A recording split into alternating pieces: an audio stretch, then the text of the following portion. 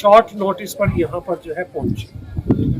आज हम जिस उद्देश्य को लेकर के एकत्रित हुए हैं वो उद्देश्य आप सभी को विदित है।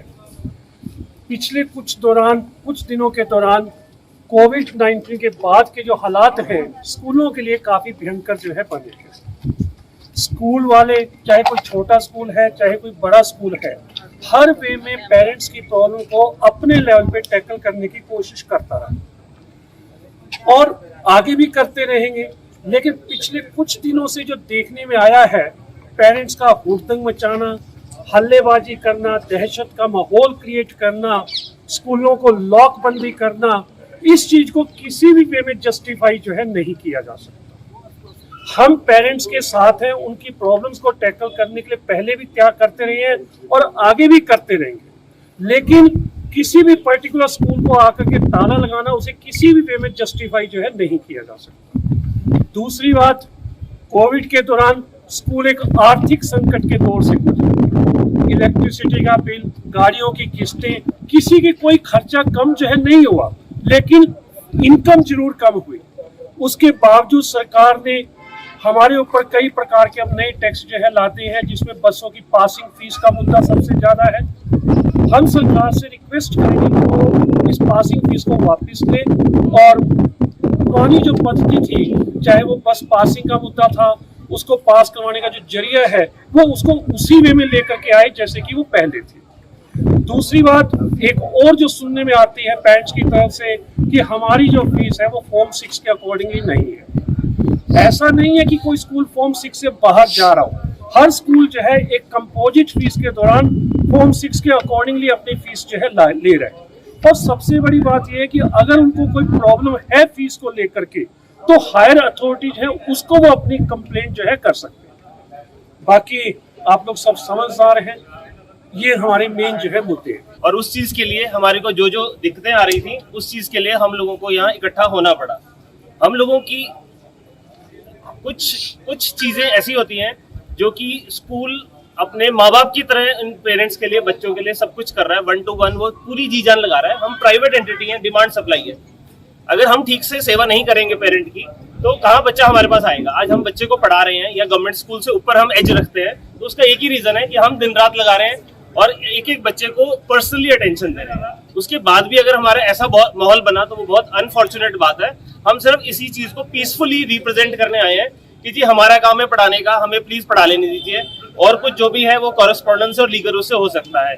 जहाँ कुछ ये पेरेंट एसोसिएशन ने जो डेरोगेटरी वर्ड्स यूज किए, हम लुटेरे हैं, ये है, फलाना है, उससे सारी की सारी रिलेशनशिप में खराब आ रहा है। 99% जो पेरेंट है हमारा, को उसको स्ट्रेंथन करने के लिए आज हम यहाँ इकट्ठे हुए हैं। हमारा रिश्ता पेरेंट के साथ, स्टूडेंट के साथ और बेटर हो, बस that is the reason here. We will represent to DC sir and we will say them कि सर प्लीज ये पीस का माहौल बनाया रखा जाए, ऐसे ताले ना लगा दिए जाए जिससे कि सिक्योरिटी की सिचुएशन हो और बच्चों को आते हुए डर लगे और इस सब की दिक्कत हो। बस that is our main purpose of coming here. Thank you very much.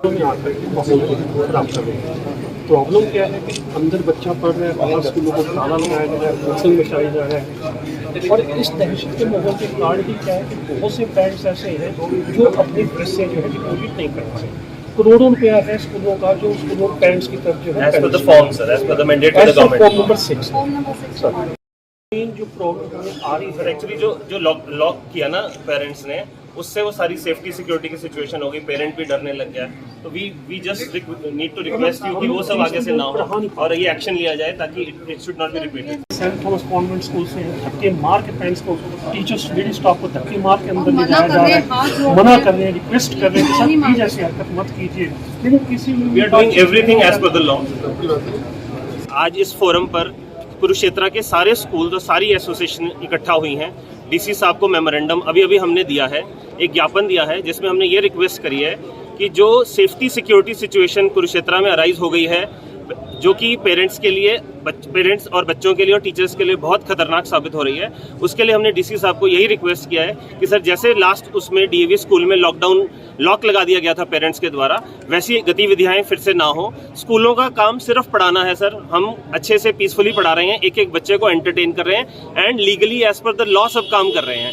फिर भी अगर ऐसी गतिविधियां होती हैं तो वो बहुत दुर्भाग्यपूर्ण बात है और इस चीज़ के लिए हमने डीसी सर को यही बोला है और उन्होंने आश्वासन दिया है कि आगे से ऐसी गतिविधियों के लिए वो पूरा संज्ञान लिया है उन्होंने इस चीज़ का और इस चीज़ पे कार्रवाई के लिए हमें आश्वासन दिया। प्रोटेस्ट पहले करते रहे थे, लेकिन जो अब स्कूलों में जाके पेरेंट धक्का मुक्की करी उन सब लोगों ने और जो ताला लगाया वो सब हमें बिल्कुल गवारा नहीं है। हमारी भी एक सेल्फ रिस्पेक्ट है और हम लोगों ने अपनी जी तोड़ कोशिश करी है सबको सब सोल्यूशन देने के लिए और एज पर द लॉ चलने के लिए। हमने रिक्वेस्ट करी है कि एक्शन लिया जाए, आगे डीसी सर ने इसकी कॉल लेनी है और एसपी साहब को भी हमने मेमोरेंडम दिया है। एक भी स्कूल कुरुक्षेत्र में इलीगल तरीके से नहीं चल रहा है और पूरी हायरार्की है गवर्नमेंट की डायरेक्टरेट ऑफ एजुकेशन की और उसके नीचे डायरेक्टर बैठते हैं, डायरेक्टर के नीचे डीओज बैठते हैं। उस हायरार्की से अगर चलना है, हम भी कहते हैं आप कागजी कार्रवाई से लीगली चलिए, हम उसका जवाब देंगे। वो कार्रवाई नहीं है, वो कुछ गैप्स हैं जिसके कारण, जो कि डीम्ड रिकग्नाइज स्कूल्स हैं, उसमें ऐसा कोई भी स्कूल नहीं है जो अनरिकग्नाइज चल रहा हो। फॉर्म 6 जो है वो सभी स्कूल्स ने फिल किया हुआ है।